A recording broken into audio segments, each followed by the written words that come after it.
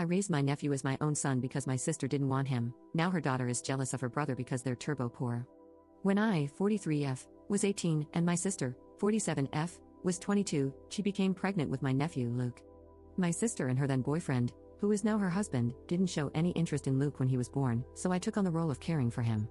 I enlisted the help of my grandmother, who was a tremendous support and an angel, and she watched over him while I was in my last year of high school in exchange for me cleaning and cooking for her on the weekends. My parents weren't much help either. They would give me about $100 a month for Luke, and if you have a kid, then you know it's not much, so my grandmother and I were the only ones taking care of him. A year after I graduated from high school, I was kicked out with my nephew because my parents, sister, and her husband didn't want to deal with us anymore. My sister said she wished she had never given birth to him. I immediately went to my grandmother, and we visited a family law attorney.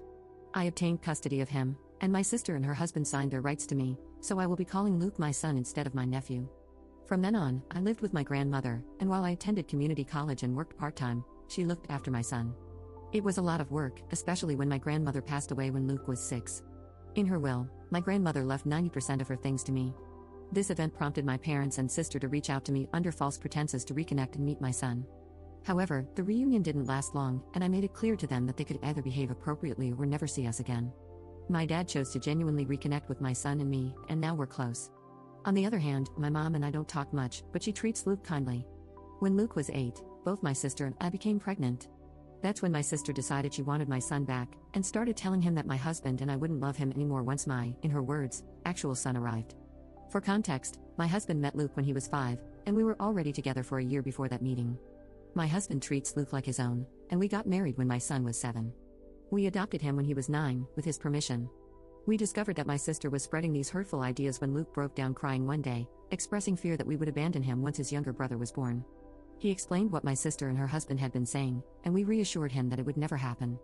Luke knows he's not my biological son, but he is undoubtedly my son. After that, I cut contact with my sister and her husband again, and pursued family and individual therapy for my son. When I finally gave birth to his younger brother, I made it clear to Luke that our love for him hadn't changed. About 2 years later, when my sister reached out, I decided to go low contact with her, with the approval of my son and husband. My husband and I live comfortably, while my sister and her husband sometimes struggle financially. My kids engage in extracurricular activities, receive the presents they desire, and go on a big family trip every summer. Meanwhile, my sister and her husband can't afford much. When my niece was around 9, my sister began making comments about how I needed to pay for this or that for my niece, and I told her it wasn't my responsibility. Although I gave my niece the gifts she wanted, and took her out from time to time, it wasn't even close to how I treated my own kids. Now, my second son is turning 17, and my husband and I were discussing getting him an affordable starter car, just as we did for Luke when he turned 17. Simultaneously, my niece is also turning 17, and apparently, my sister told her she would get her a car. However, my sister can't afford to buy her one, so she asked me to do so. I refused, explaining that I hadn't promised her a car, and it's not my responsibility to provide one. My sister got upset and didn't talk to me for a while after that. When my son's 17th birthday arrived, we surprised him with a car. A couple of days later, my niece called me, screaming and crying, asking why I hate her and why I can't treat her the same as her brother. Calmly, I explained that things were different, that her brother is my son, and while she is my niece, I can't buy her the same things as my son. I clarified that, as an aunt, my role involves birthday presents, Christmas presents, and showing up when it matters, nothing more. I emphasized that her brother will always mean more to me than she ever will. Despite my calm explanation, my niece continued yelling and accused me of being unfair before hanging up. Subsequently, my sister called to berate me about doing more. I pointed out that if she hadn't promised a car or my money to my niece, none of this would have happened. It's been a couple of days, and I'm receiving calls from some family and some of my sister's friends, calling me nasty names and some other things. I do feel a sense of guilt because my kids did grow up with more, and I suppose I could have helped more. So, am I the jerk for what I said to my niece? Update 1. To get some names in order, I will be addressing my niece as Emily, and my youngest son as Justin. 2 days after Emily's call, I decided to meet up with her. We decided to meet at a park that's a few minutes away from my home. When we met, Emily seemed normal but a little bit tired. I told her I didn't mean to hurt her in any way, but she needs to understand it's not my job because I'm not her parent. She said she understood that, but she was jealous that her brother and Justin got everything they wanted.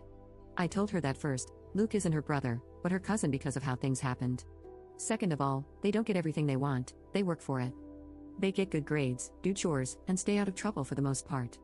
I then asked her the real reason for why she was acting this way, as she never had a problem before this. She started crying, saying it wasn't fair that Luke and Justin get everything they want while she gets barely anything. She claimed that Luke lucked out in life by being adopted by my husband and me. She asserted that she deserves to have what my sons have, and that as family, I have to take care of her too. I told her that she is part of my family, but not my child. I do love her, but she's not my responsibility. I then asked her why she feels so strongly about it. She said that even though her parents take good care of her, she feels like she's just an obligation to them. When she sees how Luke and Justin were raised, she gets jealous because, in her eyes, we don't view the boys as an obligation. According to her, we are a family that's always together, always works through problems, and helps each other. Even though I stayed in her life and took her out with my family, she always felt jealous that she had to be the one to leave.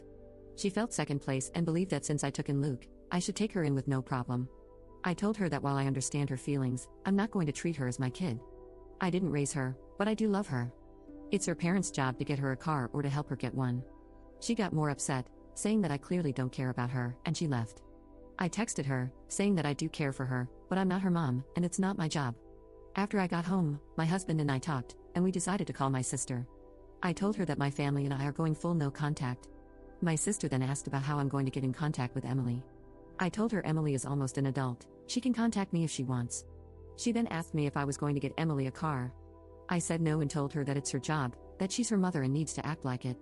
Emily needs her to be a mom, and I hung up the phone, blocked, and deleted her number. The next day, I got a call from my mom. She believes that I should give Emily some money for a car if I won't give her one. I told her I wasn't going to do that and hung up because all it's going to do is cause a fight. I then called Dad and explained everything, and he thinks I'm right. Later, my dad called, asking if he could come over on Wednesday. When he showed up, he was visibly upset. Mom gave a big chunk of money out of my parents' retirement fund to my sister. This has caused my parents to have a huge fight, which led my dad to pack a suitcase and stay in a motel for a bit. Now I'm no contact with my sister and mom, and I'll be going low contact with my niece for now. Update 2. About a week after the post, I decided to talk to Emily, and we agreed to meet at my home. I asked everyone not to be home because I wanted her and me to talk privately. When she showed up, she didn't really want to look at me, and I asked her if I could give her a hug. She nodded her head, and the minute I hugged her, she cried. She said she was sorry for how she acted, and I told her she didn't need to apologize. I asked her about how her parents treat her again to understand more about what's going on. She told me that her dad treats her well and tries to spend time with her, but he's busy because he works 2 jobs. While my sister is home more, she usually just keeps to herself, and doesn't really like to be bugged. I then asked her if she feels like she's been neglected. She said no, just sometimes they don't have family time that much because her parents argue a lot, especially about money. Sometimes her mom does make her feel like an obligation, but she knows that they do love her. I brought up her referring to Luke as her brother, and asked if she truly felt that way about him. She explained that she sees him as a cousin but thought that if she played the brother card, I might feel inclined to help her. So I asked her if she knew how I ended up adopting Luke, and she confirmed that she knew, and that her dad had explained what happened. Apparently, my sister sugarcoated it, whereas her dad told her the blunt truth, the complete truth. I then asked her if she would like to spend a fun day out with me on Saturdays. She got excited and expressed that she would really like that. So, that weekend, we visited a restaurant she had been wanting to try, had a good time, and then went to a bookstore because she loves to read, and I bought her a couple of books that she wanted. When Emily and I were supposed to have our second weekend out, I had to cancel because Justin ended up in the hospital. While at football practice, he got tackled, which knocked the wind out of him and caused a bad asthma attack. This happened on a Friday, and Justin stayed at the hospital until Sunday. Emily and I were supposed to go out on Saturday, and that morning I called her and told her I had to cancel. Before I could tell her why, she started yelling at me, saying I never cared about her and hung up the phone. I tried calling her back, but it went straight to voicemail. Then I sent her a text saying that I didn't mean to hurt her, but Justin was in the hospital, and that we can have our day next weekend, but I never heard back from her. 2 days ago, my family and I were out for a family night when my neighbors called, saying that they called the cops because someone was vandalizing one of our cars. When we got home, the cops were there, and it was Justin's car. The car had scratches, little dents, paint, and there were 2 broken windows. My husband and I checked our security footage, and you could clearly see Emily and someone else vandalizing the car. My husband gave the video copy to the police, and Emily and her friend got arrested the next morning. My sister and mom came to my house, screaming that I was ruining my niece's life, and if I loved her, I would drop the charges. My husband is adamant that we don't drop the charges, and Justin and Luke agree with my husband, so that's where we stand now.